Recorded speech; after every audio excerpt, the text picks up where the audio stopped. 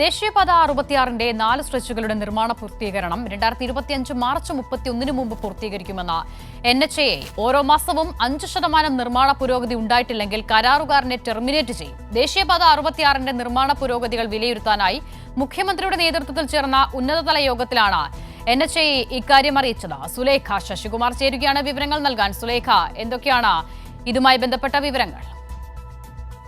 ദേശീയപാത വികസനവുമായി ബന്ധപ്പെട്ട കേരളത്തിൽ ഇത്തരത്തിൽ വികസനം നടക്കില്ല എന്ന അത്തരത്തിലുള്ള അടക്കമുള്ള കാര്യങ്ങൾ നേരത്തെ വന്നിരുന്നു. ഇതിൽ നിന്നാണ് ഇപ്പോൾ 4 സ്ട്രെച്ചുകളുടെ നിർമ്മാണം അത് മാർച്ച് 31-ന് മുൻപ് തന്നെ പൂർത്തീകരിക്കുമെന്നുള്ളൊരു തീരുമാനത്തിലേക്ക് എത്തിയിട്ടുള്ളത്. അതിനൊപ്പം തന്നെ ഇത്തരത്തിൽ ഓരോ മാസവും 5% നിർമ്മാണ പുരോഗതി ഉണ്ടായിട്ടില്ലെങ്കിൽ ഏതാണോ ആ കരാറുകാരൻ അവരെ ടെർമിനേറ്റ് ചെയ്യുന്ന നടപടി അടക്കം സ്വീകരിക്കുമെന്നതാണ് ഇത്തരത്തിൽ മുഖ്യമന്ത്രിയുടെ നേതൃത്വത്തിൽ ചേർന്ന ഉന്നതതല യോഗം ദേശീയപാത 66-ന്റെ നിർമ്മാണ പുരോഗതികൾ വിലയിരുത്താൻ ചേർന്ന ഉന്നതതല യോഗത്തിൽ എടുത്ത തീരുമാനം എന്ന് പറയുന്നത്. എന്തായാലും കാസർഗോഡ് മുതൽ തിരുവനന്തപുരം വരെയുള്ള ജില്ലകളിലെ ഓരോ സ്ട്രെച്ചുകളുടെയും നിർമ്മാണ പുരോഗതി പ്രത്യേകമായി ഈ യോഗത്തിൽ അവലോകനം ചെയ്തിട്ടുണ്ട്.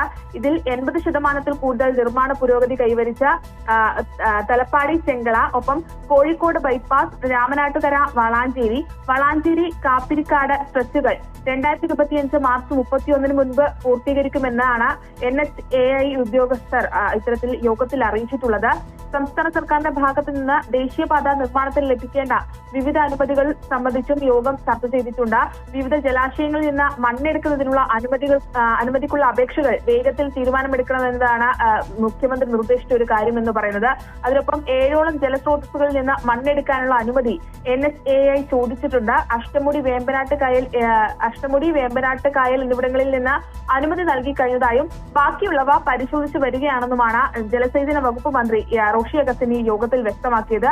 ഒപ്പം മൈനിങ് ആൻഡ് ജിയോളജി വകുപ്പിൽ നിന്ന് മണ്ണെടുക്കാനുള്ള അനുമതി ലഭിച്ച ശേഷം ഇത്തരത്തിൽ ചില സ്ഥലങ്ങളിൽ ജനകീയ പ്രക്ഷോഭങ്ങൾ ഉണ്ടാകുന്നുണ്ട്. ഇത്തരത്തിൽ തുടർന്ന് ഈ പ്രതിഷേധങ്ങളെ തുടർന്ന് ഈ റോഡിന്റെ പുരോഗതി അല്ലെങ്കിൽ റോഡിന്റെ പ്രവർത്തനം നടക്കാൻ കഴിയില്ല എന്നതാണ് കരാറുകാർ ഈ യോഗത്തിൽ ചൂണ്ടിക്കാട്ടിയത്. ഇത്തരത്തിലുള്ള സാഹചര്യങ്ങൾ കെട്ടിവെച്ച തുക തിരികെ ലഭിക്കുന്നതിന് വേണ്ട നടപടികൾ സ്വീകരിക്കണമെന്ന് കരാറുകാരൻ ആവശ്യപ്പെട്ടുണ്ട്. ഈ ഒരു കാര്യത്തിൽ എന്ത് ചെയ്യാൻ കഴിയുമെന്നത് റിപ്പോർട്ട് തയ്യാറാക്കി നൽകാൻ യോഗം ചീഫ് സെക്രട്ടറിയെ ചുമതലപ്പെടുത്തിയിട്ടുണ്ട്. ഇതിലും ഉടനടി തന്നെ ഒരു തീരുമാനമുണ്ടാകും.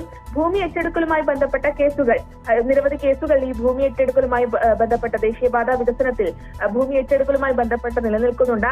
ഇവ വളരെ വേഗത്തിൽ തീർപ്പാക്കാൻ ജില്ലാ കളക്ടർമാർക്ക് മുഖ്യമന്ത്രി നിർദ്ദേശം നൽകിയിട്ടുണ്ട്. 17,293 കേസുകളാണ് ഭൂമി ഏറ്റെടുക്കലുമായി ബന്ധപ്പെട്ട നിലവിലുള്ളത്. ദേശീയപാത 66-നായി ഭൂമി ഏറ്റെടുക്കലിന്റെ പുരോഗതി 90 മുതൽ 95% വരെ പൂർത്തീകരിച്ചതായും യോഗം വിലയിരുത്തിയിട്ടുണ്ട്. NH66 നിർമ്മാണ പൂർത്തീകരണത്തിനായി 5,580 കോടി രൂപ ഇതിനോടകം തന്നെ സംസ്ഥാനം മുടക്കിയിട്ടുണ്ട് എന്നുള്ളത് തന്നെയാണ്. NH966 നിർമ്മാണത്തിനായി 1,065 കോടി രൂപയും NH66-നായി 237 കോടി രൂപയും National Highway Authority of India കേരളത്തിനോട് ആവശ്യപ്പെട്ടിട്ടുണ്ട്. ഇതും ഉടനടി തന്നെ ഇക്കാര്യത്തിൽ ഒരു തീരുമാനം ഉടനടി ഉണ്ടാകുമെന്നുള്ളത് തന്നെയാണ്.